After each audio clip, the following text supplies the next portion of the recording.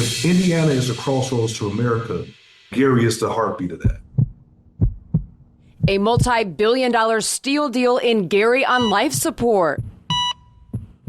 We look at what's next for Japanese-based Nippon's proposed takeover of U.S. Steel. Plus, a changing of the guard in state government leadership. A panel of insiders breaks down what to expect with Indiana's new governor and a look at what's on the horizon for the new General Assembly. And a little birdie told me that you collected signed baseballs and that you might like to have one signed by me. Taking you somewhere few Hoosiers have ever seen. Outgoing Governor Eric Holcomb shows us his presidential signature and baseball card collection. It's all next on Inside Indiana Business. From Indiana's business news leader, this is IBJ Media's Inside Indiana Business with Gary Dick. Presented by Elevate Ventures and Indiana University.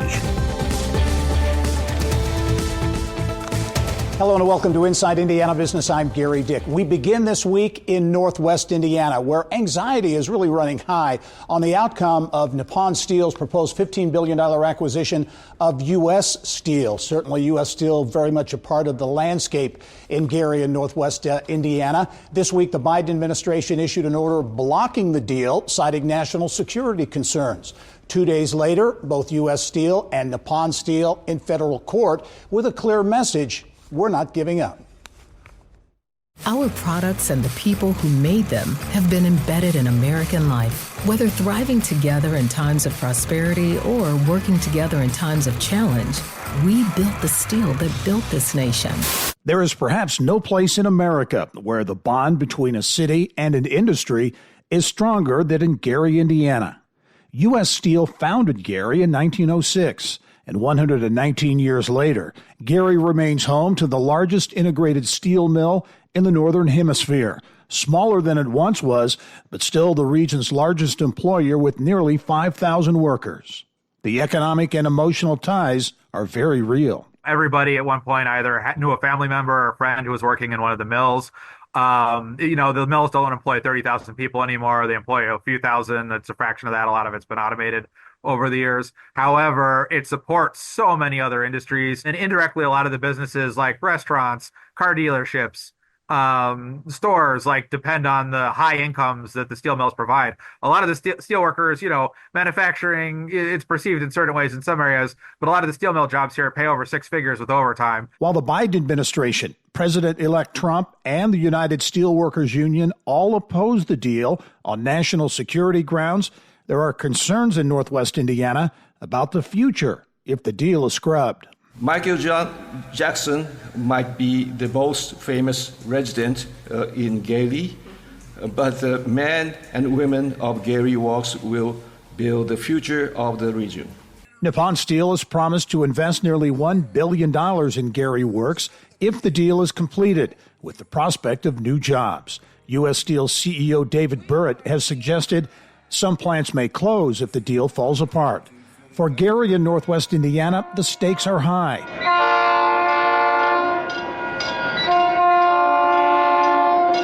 Massive improvements to the South Shoreline, quality of life improvements, and corporate investment are fueling optimism here. And Gary Mayor Eddie Melton says U.S. Steel is an important piece of the plan. We're really poised and positioned to move forward. And having a deal like this will expedite that, and it will reassure that success. The plan that I'm putting in place now,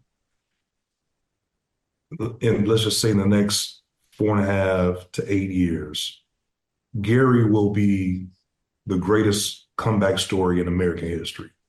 And I really believe that.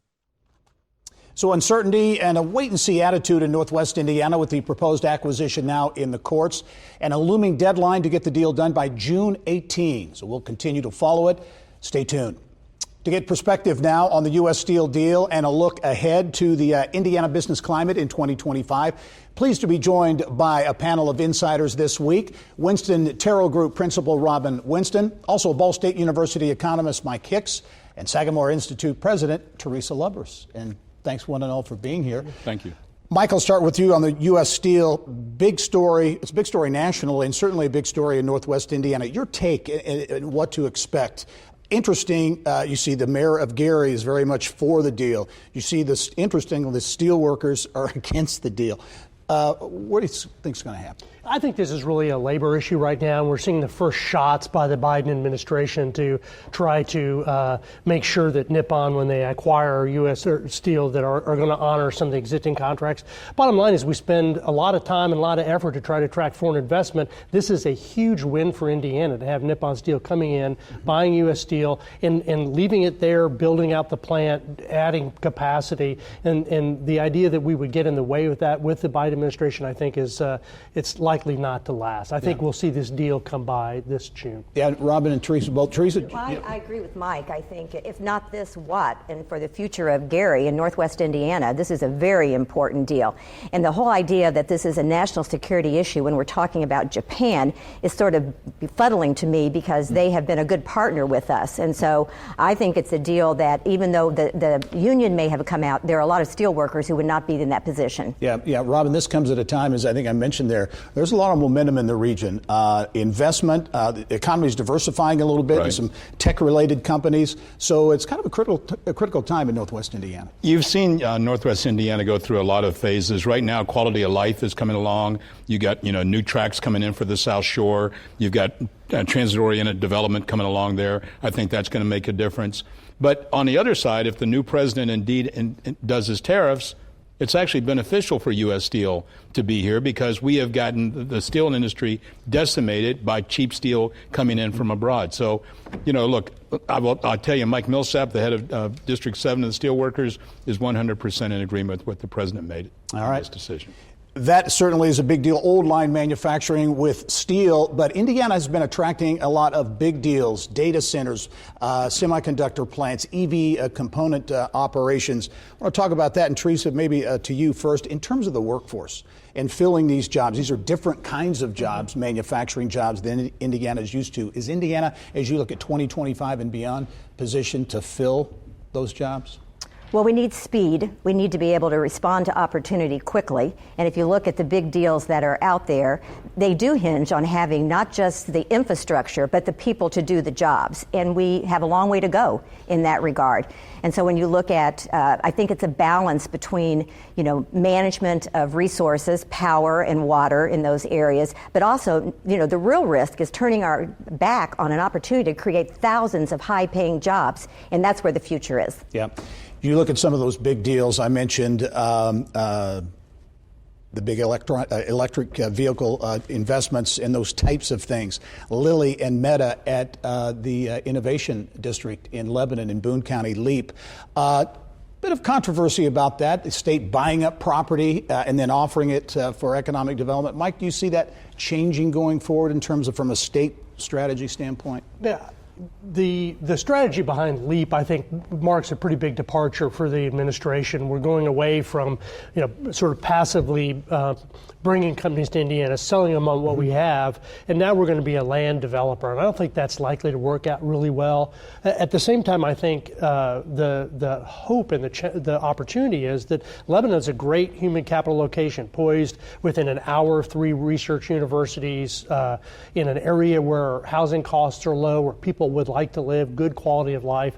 I think that's really the attractor. And so it's really important for us to continue to work on making sure that we're producing enough people who want to stay in Indiana, who have the skills to work in a Meta, less a call center type or a physical facility that is just generating power, and more to the really high quality jobs that you get in semiconductors and all the R&D that is associated with that, and medical fields. And that's the long-term challenge. It's not the physical plant, it's the people. Teresa, you mentioned power, infrastructure, and I spoke with the incoming Secretary of Energy for the state of Indiana recently about that. Does Indiana have the needed power, what the strategy should be? And here's what she had to say. We have the need. Nuclear is safe. Nuclear is clean. It is 24/7, and it's a long-term resource that we can deploy here in the state of Indiana, among other things. So in all of the above strategy is basically what she's saying there. A lot of attention being given to water and the concerns about water usage. Where do you think, Indiana, as you look at 2025 and beyond, should it be a concern? Gary, I think it should be a concern because a lot of this is going to be dictated by national politics. You have a president that said he cannot stand windmills. Well, come and drive along 65 and look at all the windmills along Fowler. We are talking about decommissioning coal plants. But there are other people that say don't decommission coal plants. And now we're talking about water.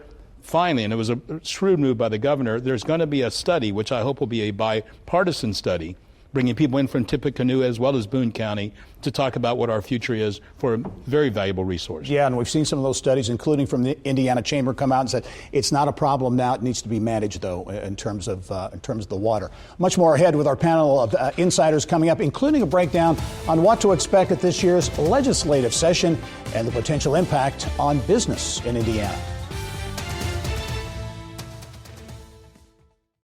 Well, fiscal challenges ahead for Indiana lawmakers as they begin to figure out how to carve a new two-year state budget. Priorities for the General Assembly include education, health insurance, property taxes, infrastructure. Joining us now as we wrap up our insiders conversation this week for perspective on what to expect. Pleased to be joined by Winston Terrell Group Principal Robin Winston, Ball State University economist Mike Hicks, and Sagamore Institute President Teresa Lubbers. Teresa, I'll start with you. Legislative session now underway. Long session, budget writing session. What are the big issues that you see? Well, it is a budget session. There'll be more money the first year than there will be the second year in that budget. And it would seem to me, based on the bills that have been filed, Senate Bill 1 was filed. It's about property taxes. So we know that's going to be a big issue. You know, the division of property taxes between property, income, and sales is always a big discussion. And I think the issue will end up not where the bill is filed, but there will be something that happens with property taxes.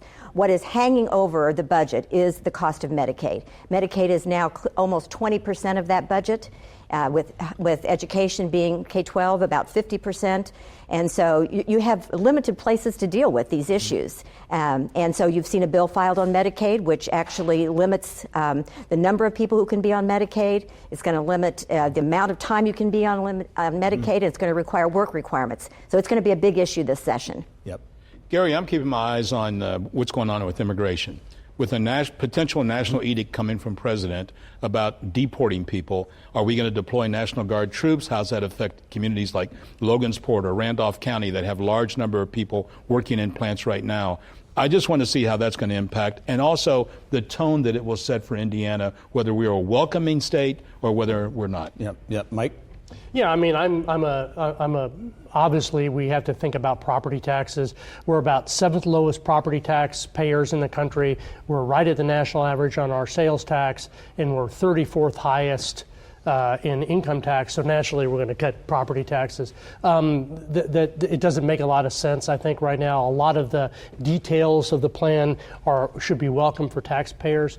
But the big thing that I'm interested in that I think is going to be useful is to thinking about this Governor Braun's plan for reorganizing government. I think it formalizes what we're doing. I'm pretty pleased with the layout that he's proposed. Yeah. Education and workforce are big issues too, Teresa. You certainly dealt with that as commissioner for the Commission for Higher Education and now the Sagamore Institute as well. Do you see any things legislatively or things that will be up for debate that can affect the education landscape, because that's such a big business issue? Well, you now have a Secretary of Education, so you're going to be blurring the lines, everything between early childhood education and lifelong learning, and I think that can be very positive. It's going to be about the amount of money that goes to each of those areas, whether it's K-12 or higher ed or the workforce issues as well. You know, we just completed a Sagamore Workforce 2040, looking at the needs of the workforce going forward, and I understand why, you know, in the public and private sector, we have to look at what is immediately in front of us, but we need to be thinking about the future and how technology is impacting learning, impacting jobs, and prepare for that. Yep. So we wrap up. Thoughts on the new administration, the Braun administration taking charge. Mike, as you look at 8 years of Eric Holcomb, big focus on economic development, foreign direct investment as well. What do you see taking shape here in 25 and beyond with the new administration? Well, I mean, they certainly seem to be poised to look at government efficiency. There's a big focus on economic development. I like the idea that they're thinking about a rural plan. I'd like to see the details more. So the big issue at the end of the day is going to be, as Teresa mentioned, how well do we educate our folks for the next generation or so? And without really deep focus on that, I think it's hard to have a successful governorship for 2 years, 4 years. Gary, you can't let social issues derail everything. I hope that we will not get into divisive social issues in the General Assembly. We've got to get people back to work. We've got to talk about kitchen table issues. Some of the divisive issues on both sides have divided us far too long. We've got to focus on making sure people have good paying jobs. And with that, we're out of time, unfortunately. Robin Winston, Teresa Lubbers, Mike Hicks, thanks for some great perspective. And coming up next, we will be back with more Inside Indiana Business. Here's what's making news around Indiana. Brought to you by the Indiana Association of Realtors. Indiana's 21,000 realtors. The neighbors you know, the experts you can count on. It is time to get caught up now on business news making headlines around Indiana. Mary Rachel Redmond is here with that. Well, Gary, we begin in the outskirts of Vincennes, where a once significant piece of community history has been demolished. The Knox County Poor Asylum made Indiana Landmark's 10 Most Endangered list 2 years in a row, beginning in 2022. I had a chance to visit the 143-year-old building last year. The Knox County Board of Commissioners approved demolition of the historic structure after several decades with no maintenance or repairs. Indiana Landmark says it knew saving the building would be an uphill battle, but added they look at situations like the Knox County Poorhouse as a lesson on how addressing these projects in the future. It's really important for units of government that are responsible for stewarding historic landmarks like this, historic properties, to establish maintenance plans. The old adage, an ounce of prevention is worth a pound of cure. The Kokomo Jackrabbits have officially canceled its 2025 season due to an ongoing lawsuit with the city of Kokomo. The city alleges the team did not properly renew its lease for Kokomo Municipal Stadium, where the Jackrabbits play. However, a ruling in Howard County Circuit Court could come by the end of this month. And a major renovation underway on the historic Goodfellows Lodge at Indiana Dunes National Park. Our partners at the Times of Northwest Indiana report the $12 million project will turn the facility into a meeting and conference space. The lodge was originally built by the U.S. Steel Company for its employees' children in 1941. A really exciting renovation. Gary, back to you. Time now for our Eye on Education, brought to you by PNC Bank. Education once again on the front burner for the United Way of Central Indiana heading into 2025. The main focus for the 2025 legislative session, early childhood learning and childcare. Basically that 0 to 8 continuum, right? So pre-K, childcare, before and after school care for kids, and early literacy initiatives. It's people that make an economy. We don't create all of these opportunities just to have them created, right? We ultimately want people to be on the receiving end of opportunity and prosperity. Snyderman says housing, food security, and broadband access are also high on United Way's priority list. When we come back, we take a look, take you behind the scenes inside the governor's residence. It's where we live. And so it's not kind of part of the business model. I've got at least a signature for every president. Presidential signatures and baseball cards. Governor Eric Holcomb shares his passion for collecting. That's next. Well, this week marks the end of Eric Holcomb's 2 terms, serving as Indiana's 51st governor. Before leaving office, the governor took us where few people ever get to go, inside the governor's residence, to show us his passion for collecting everything from presidential signatures to baseball cards. It's a way of kind of keeping your childhood alive, maybe. For me, with the baseball card, we were fanatical about collecting, but you also memorized the back of the card, and like late 60s, 70s, binders that would have been individually collected. And then I get into the box sets that are unopened. Okay, that's a lot. Any idea how many cards you've got? I'm not telling publicly because I don't want my wife to know how many I've collected, but there are I mean, a typical year would have right here 792 cards. Okay. Times 1968 forward. So that's a big number. You can do the math. But if you start to look in drawers and open cabinets, you'll find more cards. Here's the payoff pitch. We'll take it. There it goes. That's a mantle. That's not the rookie mantle. That's the probably 53 mantle. That's the Negro League set. All right, let me show you the international room and then the signatures. So this is just stuff that has made its way back from individual trips. And someday I'll be able to, this represents the 6 continents that we've sold Indiana on, like man-made, iconic structures. Of course, I use the IMS for North America, of course. Yes. But it's, you know, these represent relationships.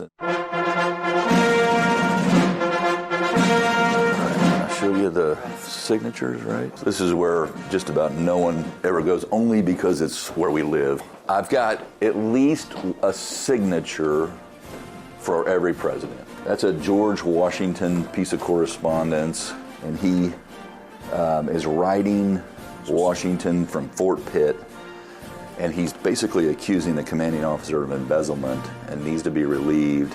Down this hallway, in chronological order, goes from Washington Adams to the next Adams, I mean, all the way down and then back and ends up where we are. And even if it looks, you know, like that's Gerald Ford talking about how he's basically confirming the commission that Oswald was the single lone gunman. Or I'm a big Houston Astros fan, and I was a big Bush fan, the elder, and the younger, his son, but I'm an Astros fan, so that's the only reason I got that. I collect 10 soldiers, and Reagan in his home out in California collects lead 10 type soldiers. This is Reagan at a Jim Beam convention, and so you see that the cantor that this artist used as like the podium. So they're just little, this is George, this is this Bush, the elder, and he's talking about a little birdie told me that you collected signed baseballs and that you might like to have one signed by me. Oh, wow. And he also says, congratulations on your election as governor of the state of Indiana. Like, so that's really, you know, special and personalized. LBJ and different parts of his life. Kennedy, this is an interesting one just because this is 60 and you know, Kennedy is talking about becoming president. He's a senator.